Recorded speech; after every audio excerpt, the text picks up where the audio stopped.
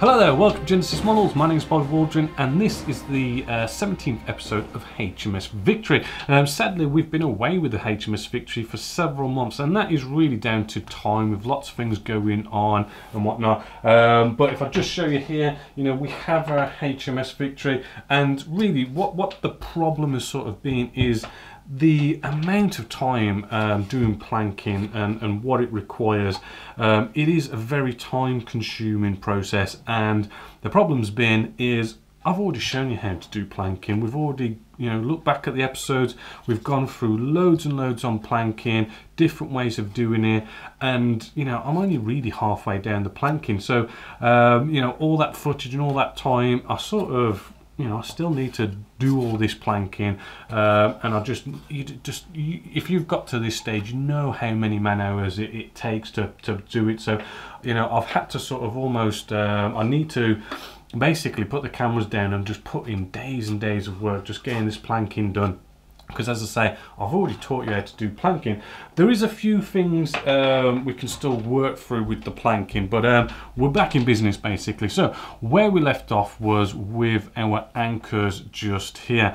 Now this has nicely had time to glue into place, and what we want to do, we want to get out a couple of sanding sticks, which we've got some nice ones here from Flurry Models. Get them from any sort of online scale modeling hobby shop.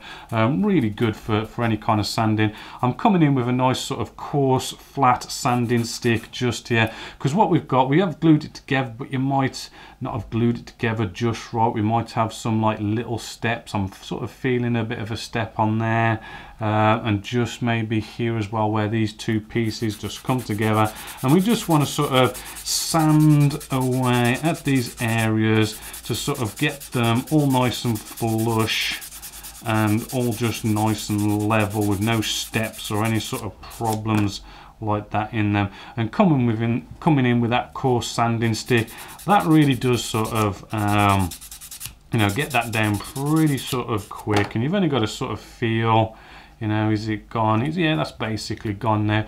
Then, you know, these sanding sticks, they have two different types of grits either side, and this side we have a medium grit, which is quite good because sanding sticks, they will leave you know, sanding marks with the coarse grits. So by coming down to medium and then getting out, say, a fine one, right, we can really sort of sand these down to a nice sort of smooth finish, like we've basically just done with that one. And we basically need to just go all the way around and get that all looking nice. So that's all being sanded up, hopefully, as you can see there. What we're going to do now is, as I mentioned with our piece of string here, it's gone sort of, not sort of solid, but it's got sort of like a rigidness to it now after kind of dipping it into the PVA glue. Just going to use a weight on the one end, and just to make it look a little bit more realistic, we're just going to sort of, to get rid of those tiny little hairs that are sticking off, you know, just to get rid of that little sort of bit of horrible detail and make it look a bit more natural. We're just going to get a lighter, and we're going to sort of just do a quick flash burn.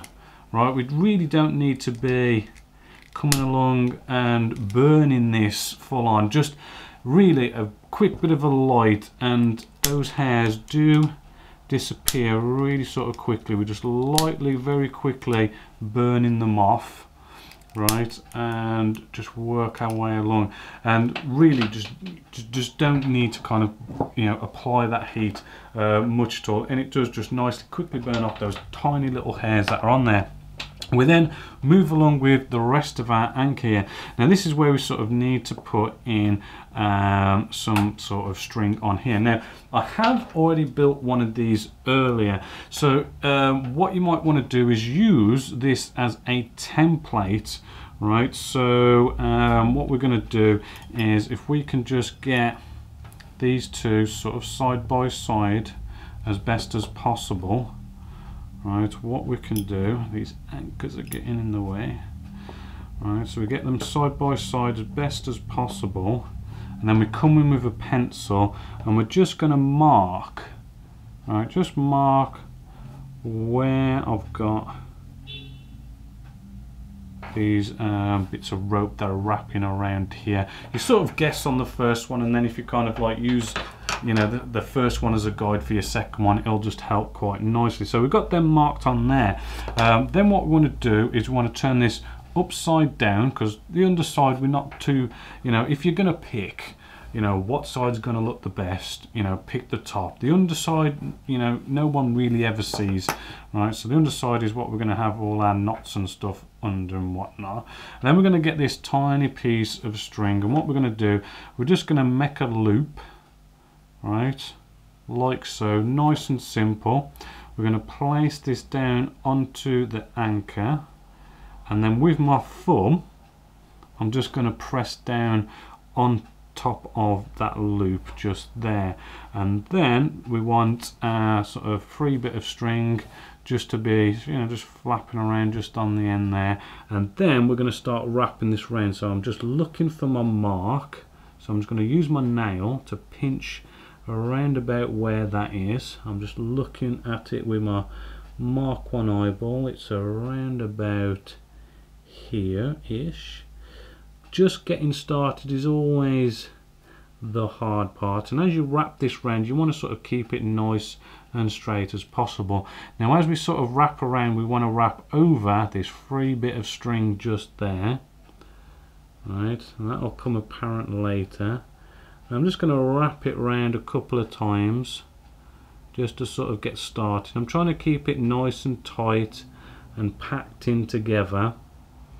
Right, and after going over a few times, you know, before we carry on, let's just, you know, check it, you know, push it, sort of make sure we are sort of looking straight and it's not all wonky or anything like that.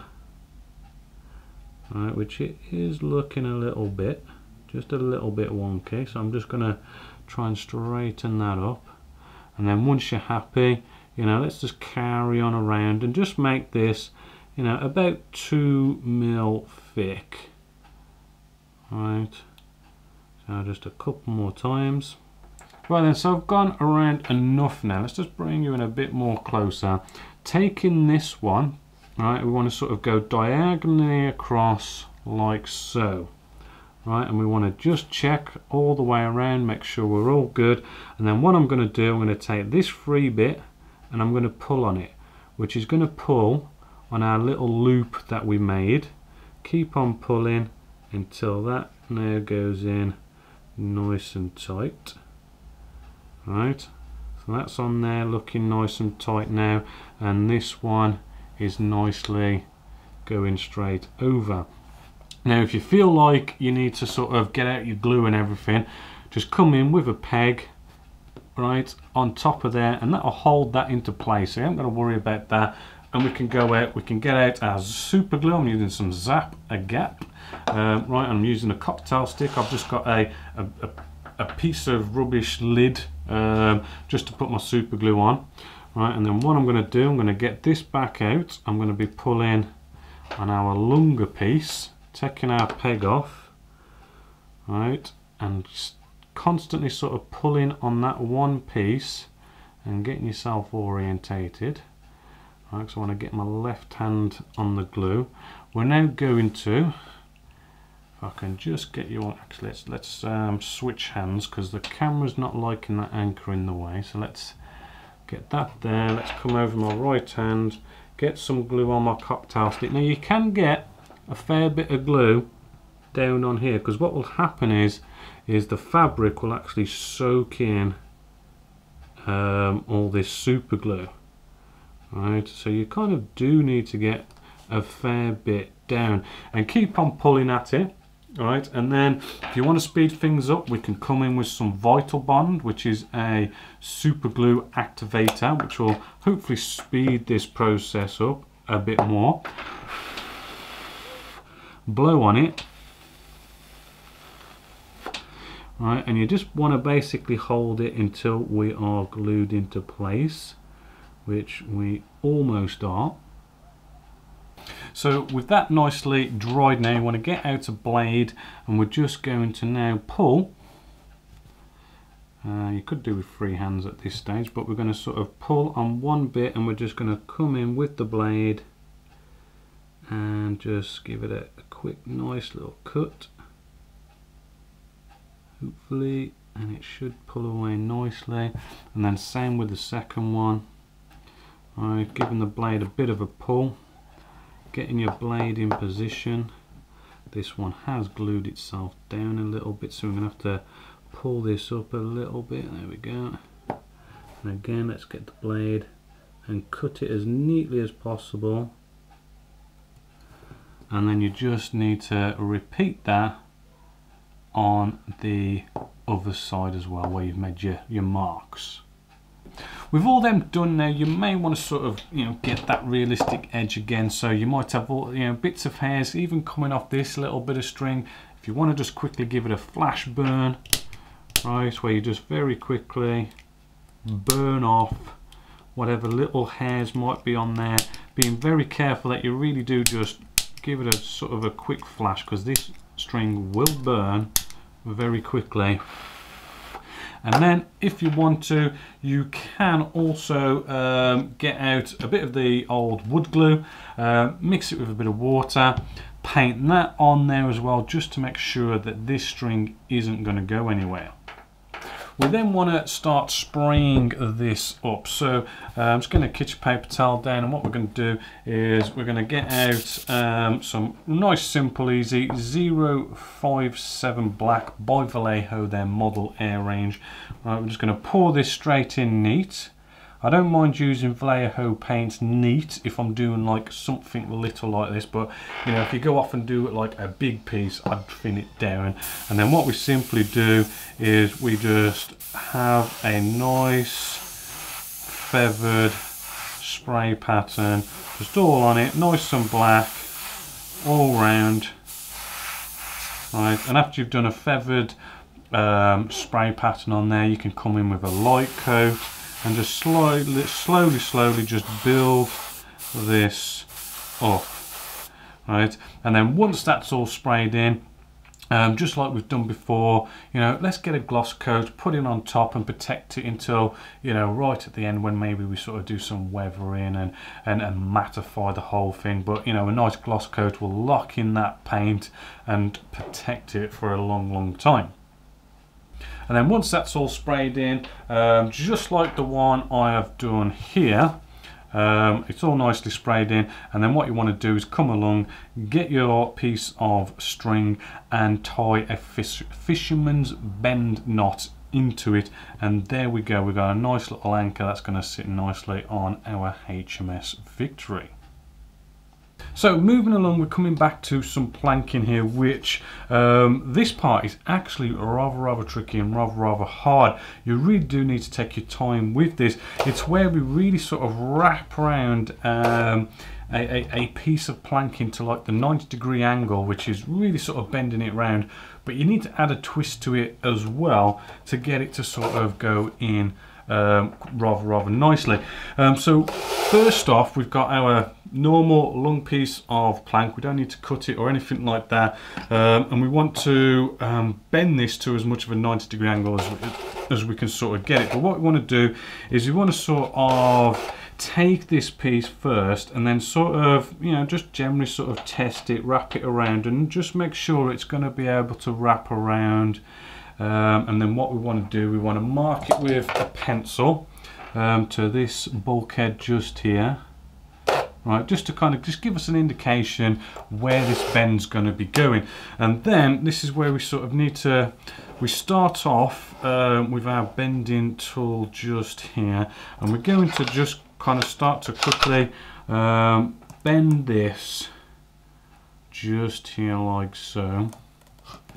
Right, roll it up and down, and then on this piece of wood that normally comes with your bending tool, we have this one here. This is the one we want to start using because we really do want to be bending this right around to that 90-degree angle. You want to make sure that you've left your piece of wood to nicely soak in some warm water, maybe for like 15 minutes or even overnight if you want, just to make it so that the wood becomes pliable. But you really sort of need to take this slowly, take your time, because if we press down on this too hard, because we're going to a 90-degree angle, it's going to snap pretty quickly. Right, we just really sort of need to heat it up and just let this slowly bend around. And as we're sort of bending it around, we also want to be coming back to our model and then test fitting it. So as you can see, that's starting to sort of go with that curvature quite nicely there, and I'm kind of happy at this point. But then this bit here could, right on the tip, that could do with a nice bit more of a bend. So I'm going to just keep bending that. Just a little tip, as I mentioned, don't cut this piece. Right, this piece is going to nicely be able to go along here, and as you can see, we've got loads of excess, and the reason for that is I've already done it. Because we're doing that such a big bend, I have already split this one we've been working on. So what we can plain and simply do is get our cutters out. Right, we can cut it and still use the same piece and crack on again.